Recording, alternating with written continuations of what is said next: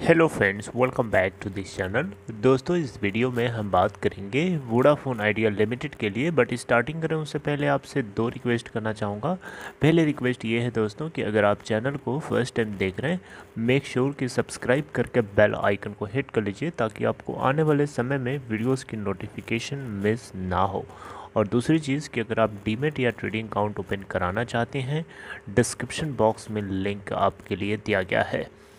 दोस्तों, Vodafone idea कल के दिन हमें काफ़ी शानदार तेज़ी दिखाया, लेकिन दोस्तों अब सवाल उठता है कि क्या ये तेज़ी आगे कंटिन्यू रहेगी? क्या आज की मार्केट में भी तेज़ी रहेगी कि ये तेज़ी रुक जाएगी? इसी के ऊपर हम बातचीत करेंगे और आप लोगों के साथ 5 इम्पोर्टेंट पॉइंट्स को डिस्कस करूंगा जो इस कंपनी के स्टॉक प्राइस को ऊपर की तरफ ड्राइव करके लेके जाने के लिए रिस्पॉन्सिबल साबित हो सकते हैं।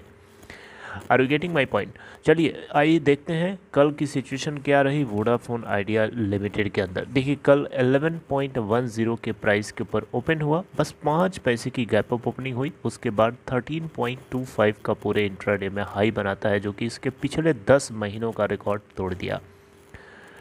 10.70 का लो भी बनाया। 93 करोड़ 42,67,710 ये NSE के ऊपर का जनरेटेड वॉल्यूम है, और जहां मार्केट कैप बढ़कर के 36,781 करोड़ रुपए हो चुकी है। इसका 52 वीक हाई 13.80 का है, जो कि बहुत करीब है। और 13.80 का लेवल अगर एक बार टूट गया ना, तो फिर आप मान के चलिए कि ऊपर इसके लिए आसान है, खुला हुआ है रास्ता, क्योंकि कई दिनों से, कई महीनों से ये इस लेवल के नीचे ही ट्रेड कर रहा है। यानी काफ़ी लोग नीचे के लेवल्स पे ही हैं, और कुछ ही लोग होंगे जो लोग अभी तक होल्ड करके बने होंगे, क्योंकि बहुत लोग ऐसे हैं जो प्रॉफिट ऑलरेडी बुक करके बाहर निकल चुके हैं और अब दांतों तले उंगली दबा करके पछता रहे हैं कि काश नहीं बेचा होता। ये हमेशा होता है ऐसे लोगों का। 4.55 का लो है 52 वीक का। दोस्तों, कल के दिन 1 दिसंबर 2021 को टोटल डिलीवरी परसेंटेज आप लोगों के सामने प्रेजेंट करना चाहूँगा। देखिए, टोटल NSE और BSE की जनरेटेड वॉल्यूम है 120 करोड़ 23,300 क्वांटिटीज़ ट्रेडिंग करी गई, जिसमें से 37 करोड़ 77,40,200 क्वांटिटीज़ की टोटल डिलीवरी उठाई गई। परसेंटेज ऑफ डिलीवरी आप देखेंगे तो आपको मिलेगा 31.5%, जबकि इससे पहले 30 नवंबर को डिलीवरी परसेंटेज 18.5%। आप देख सकते हैं राइज हुआ है डिलीवरी परसेंटेज के अंदर। राइट, अब आइए आपसे 5 वो पॉइंट्स डिस्कस करता हूँ जिनसे इस कंपनी के स्टॉक में आग लगना तय है। तो दोस्तों, सबसे पहला पॉइंट तो ये है, आपको ऐसे मैं ओरली समझा रहा हूँ, कम टाइम के अंदर कोशिश करिएगा समझने की। दोस्तों, पहला पॉइंट तो ये है कि वन टाइम सेटलमेंट चार्ज, आपको मैंने बताया था OTSC, one time spectrum charge को लेकर के भारत सरकार यानी department of telecommunication Vodafone idea के फेवर में है, टेलीकॉम कंपनीज़ के फेवर में है बेसिकली, क्योंकि उसको पता है रिलीफ पैकेज देने का कोई मतलब नहीं रह जाएगा जब इनसे इसी तरीके से लिटिगेशन प्रोसेस में उलझाए रहने से कोई फ़ायदा नहीं है। तो वन टाइम स्पेक्ट्रम चार्ज को भारत सरकार विड्रॉ करना चाहती है, यानी डिमांड नहीं करना चाहती है, लेकिन सुप्रीम कोर्ट ने कहा था कि आप हमें एक एफिडेविट फाइल करिए और उसमें प्रॉपर्ली बताइए कि आप ऐसा क्यों करना चाहते हैं, क्या लॉजिक है आपका ऐसा करने से। तो आज इसी के केस को लेकर के सुप्रीम कोर्ट के अंदर सुनवाई है, और hopefully supreme court department of telecommunication के फेवर में अपना जवाब दे। राइट, क्योंकि सुप्रीम कोर्ट को भी पहले से पता है कि वोडाफोन आइडिया ने कितनी बार कोशिश करी है उसके अंदर अप्रोच करने के लिए, अपनी प्रॉब्लम्स को कम करने के लिए, लेकिन सुप्रीम कोर्ट के अंदर ऐसा कभी नहीं हुआ कि वोडा आइडिया के फेवर में रिस्पॉन्स किया गया हो। लेकिन जजेस चेंज हो चुके हैं और सरकार इस बार देखते हैं कि कामयाब होती है कि नहीं। मोस्ट प्रोबेबली होना चाहिए। एक बड़ा इंपॉर्टेंट यहाँ से पॉइंट निकल के आता है, याद रखिए, आज इसी केस को लेकर के सुनवाई है, आज हो सकता है इसके ऊपर फैसला आ जाए। पॉइंट नंबर 2 की बात करते हैं दोस्तों, तो प्रोमोटर्स जल्द ही आपको इस कंपनी के अंदर फंड इन्फ्यूज़ करते हुए दिखाई देंगे।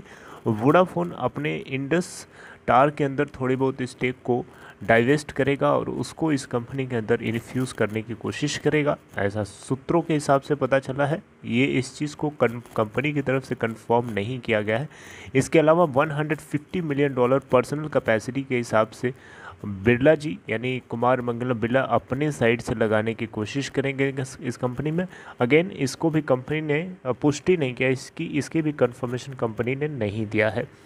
पॉइंट नंबर 3 ये है दोस्तों कि एक्सटर्नल प्राइवेट इक्विटी। अब देखिए पॉइंट नंबर 2 जो है प्रमोटर्स के इन्फ्यूजन करने के पीछे लॉजिक ये है कि वो पॉइंट नंबर 3 से कनेक्टेड है। पॉइंट नंबर 3 ये है कि एक्सटर्नल प्राइवेट इक्विटी इन्वेस्टर जो होंगे इस कंपनी के अंदर रेडी है ऑलमोस्ट हाइड इन दोनों के बीच में, कंपनी और इनके बीच में बातचीत चल रही है और उनका स्टैंड पॉइंट यही है कि जब तक ये प्रमोटर नहीं लगाएंगे पैसा तब तक हम कैसे लगाएं। प्रमोटर को ही नहीं भरोसा अपनी कंपनी में, तो ऐसा नहीं है कि प्रमोटर्स को भरोसा नहीं है। प्रमोटर्स उनके भरोसे को जीतने के लिए जल्द ही ये जो अभी मैंने आपको पॉइंट नंबर 2 में एक्सप्लेन किया वो सारे अमाउंट इनके अंदर इन्फ्यूज़ करते हुए दिखाई देंगे और उसके बाद पॉइंट नंबर 3 निकल के आता है प्राइवेट इक्विटी इन्वेस्टर्स भी इसमें रेडी हैं एक तरीके से, ऑलमोस्ट समझ लीजिए।